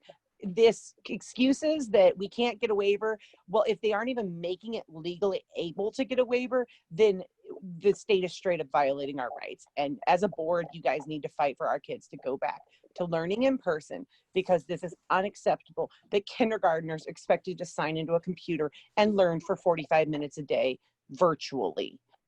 Also, our district has ordered all these great clamshell Chromebooks, but they're not going to be here till September, October, November, whenever they're produced and delivered. So our kids are supposed to have resources, but yet they're not going to be able to get them. Thus, again, not meeting the needs of our students.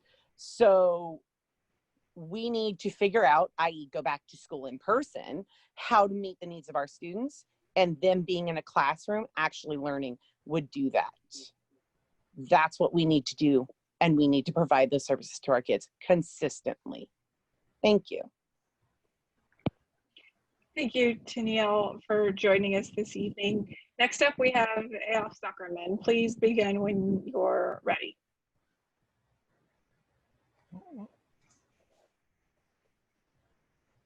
Thank you. It's Aoife, no worries. I'm just appreciative. Okay, thank you. And the superintendent are willing to hear me out.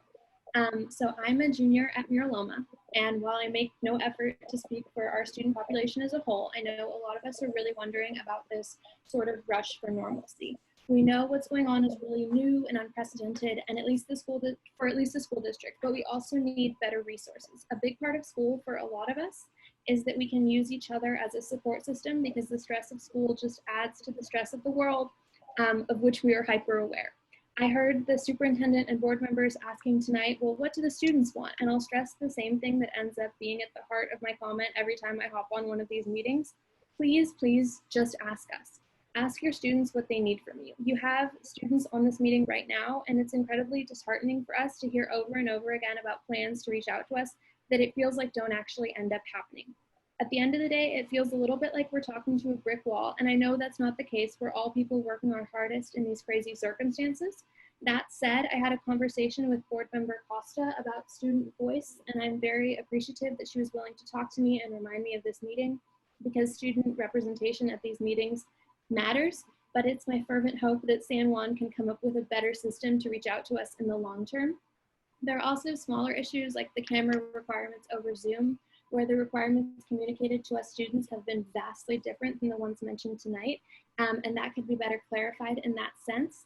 Lastly, obviously, as a member of the public, I can't know what's going on each agenda going forward, but I heard Superintendent Kern mention that there's a lot about mental health on the agenda for 2 meetings from now, and I would wonder if we can push any of that to a sooner meeting, because it really is of the utmost importance to us. Thank you.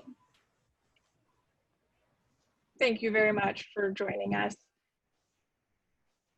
At this time, I don't see any other individuals with their hands raised. Mr. Allen, can you just go over one last time how to use the raise your hand function on Zoom? I'd be happy to. If you are joining us on the Zoom call today and would like to offer a public comment at this time, we would invite you to do so by raising your hand. You can do that by clicking the raise hand button at the bottom of your screen.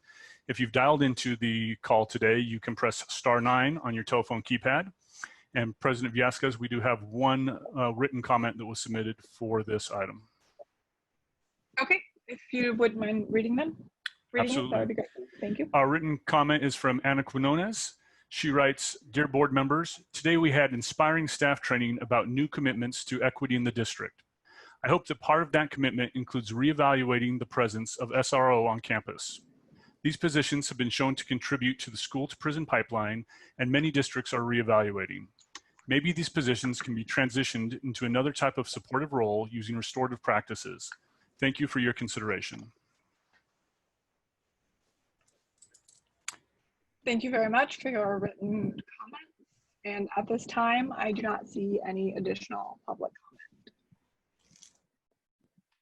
That being the case, we are at closed session at this time. That concludes open session, and the board will be returning to closed session to continue item B1, a student grade challenge. We're adjourned. No, I can't adjourn us. We're just gonna go to closed session. So we're done with this meeting. We're leaving this Zoom meeting, all right? Correct, correct. Okay. Thank you, Madam Chair, do we have another number somewhere? It's in your email inbox. Yes, Thank you. colleagues, if you can please check your email, we will see you there shortly. Thank you. To our attendees, I want to thank you for joining us tonight. Our next regularly scheduled meeting of the Board of Education is set for August 25th. We do intend to host that via the Zoom webinar platform as well. The public session is scheduled for 6:30 p.m. again on Tuesday, August 25th. Thank you for joining us tonight.